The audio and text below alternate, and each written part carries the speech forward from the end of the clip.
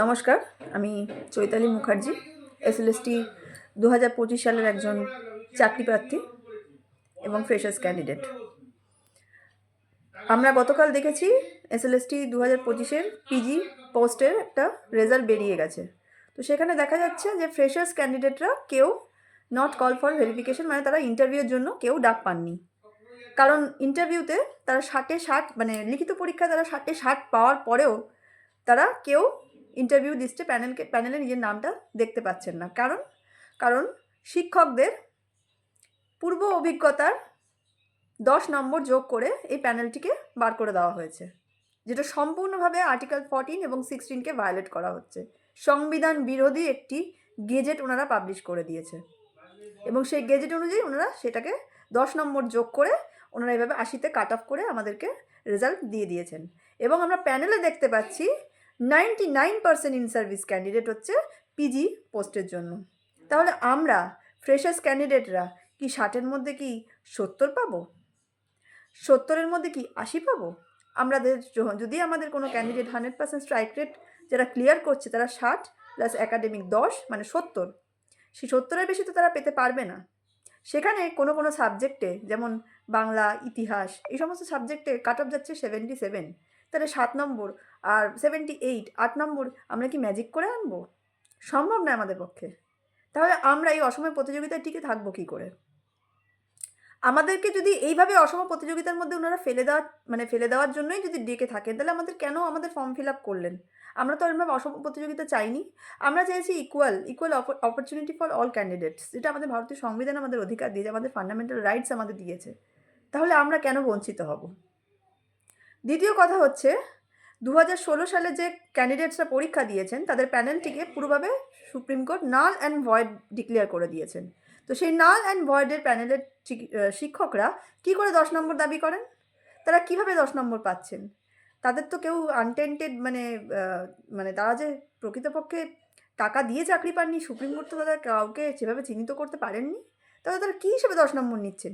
মানে কমিশন কি চাইছে ঘুরপথে যারা পয়সা দিয়ে চাকরি পেয়েছে তাদেরকে আবার 10 নম্বর দিয়ে ঘুরপথে আবার চাকরিটাকে পাকা করে দেওয়ার? ভুল ভাবছেন আপনারা। এভাবে যদি আপনারা চাকরি পাকা করেন, ভবিষ্যতেও কিন্তু আপনাদের চাকরি বিপদে পড়বে। কারণ দেখা যাচ্ছে যে সুপ্রিম কোর্ট অর্ডার দিয়েছিল যে 2016 প্যানেলের যারা এক্সপায়ারি প্যানেল আছে তারা টেন্টেড ক্যান্ডিডেট। কিন্তু আমাদের স্কুল সার্ভিস কমিশন যে লিস্ট পাবলিশ করে তাতে 2016 সালের যে এক্সপায়ারি প্যানেল আছে তাদের কোনো নাম ওখানে উল্লেখ নেই। তার মানে যারা 2016 সালে এক্সপায়ারি প্যানেল ক্যান্ডিডেট আছেন তারা অলরেডি পরীক্ষায় বসে গেছেও এবং তারা ইন্টারভিউতে অলরেডি কল পেয়ে গেছেন, কল ফর ভেরিফিকেশন হয়ে গেছে তাদের। তার মানে তারাও 10 নম্বর পেয়ে এই চাকরিটাকে পাকা করে নিতে চাইছে। তার মানে স্কুল সার্ভিস কমিশন চাইছে একটা নির্দিষ্ট শ্রেণীর মানুষকে কিছু সুবিধা দিতে। কারণ কি? কিসের জন্য? এটা তাদের কী ফায়দা?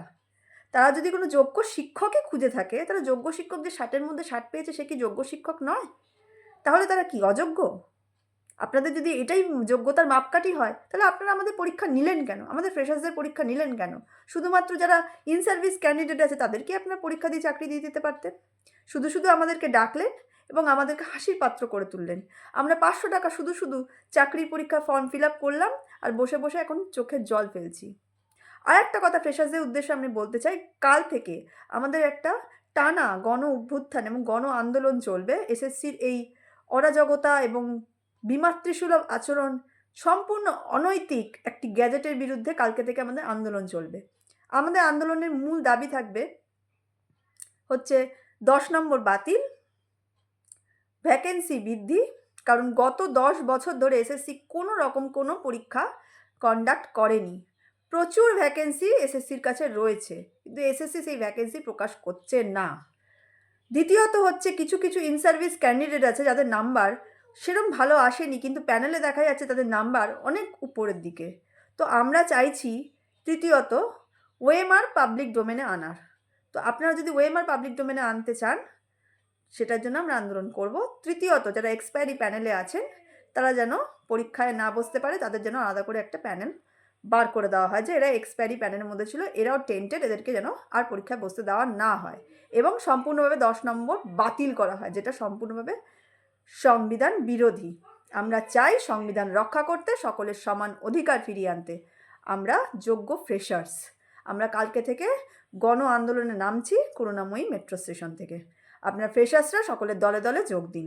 নমস্কার।